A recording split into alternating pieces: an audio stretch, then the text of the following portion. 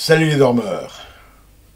Eh bien, un grand moment de bonheur pour ceux qui habitent Paris ou qui viennent à Paris, qui ne ratent pas l'extraordinaire spectacle de Fabrice Lucchini en train de lire Philippe Muret au théâtre de l'Atelier, donc à Paris.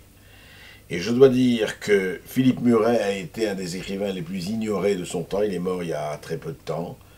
C'est un magnifique écrivain et surtout qui a admirablement décrit la société du spectacle, non pas la façon de Guy Debord, mais la société festive, la société où tous les vrais problèmes sont noyés dans ce qu'il appelle la société de la festivité, Paris-Plage, la Nuit Blanche, les agents d'ambiance, les coachs, les régulateurs, etc. Toute cette espèce de flopée de faux emplois, de fausses réalités et de vraies illusions faites pour masquer le vrai chômage et les vraies impasses.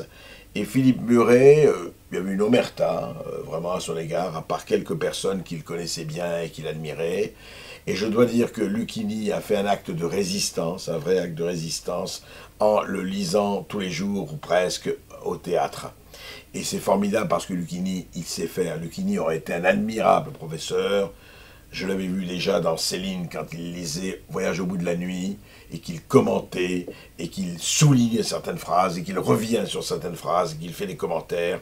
Et je dois dire qu'il y a là-dedans un chef-d'œuvre vraiment que je vous amène à lire, que je vous appelle à lire. Ça s'appelle Le sourire de Ségolène Royal, qui est un petit chef-d'œuvre qu'il a écrit en 2004, 3 ans avant les élections présidentielles de 2007, où il dit que ce sourire est un sourire sans maxillaire, sans yeux, sans mâchoire et sans dents, et que ce sourire est destiné à aller à l'Élysée ou au moins à Matignon. C'est formidable. C'est ce qu'on appelle de la grande littérature française. Et ce que j'aime chez Lucchini, c'est qu'il ressuscite la grande littérature, la vraie littérature. Quand il parle de Jouvet, quand il cite Cioran, c'est toujours au niveau le plus haut.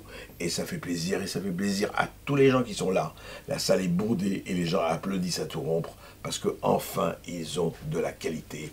Autre chose que la merde de la nouvelle star ou d'autres conneries de ce genre, où l'on parle le français, même pas basique, où l'on parle une langue de 3e catégorie. D'ailleurs, une petite devinette, savez-vous quelle sera dans 10 ans la 2e langue la plus parlée en France? Le savez-vous?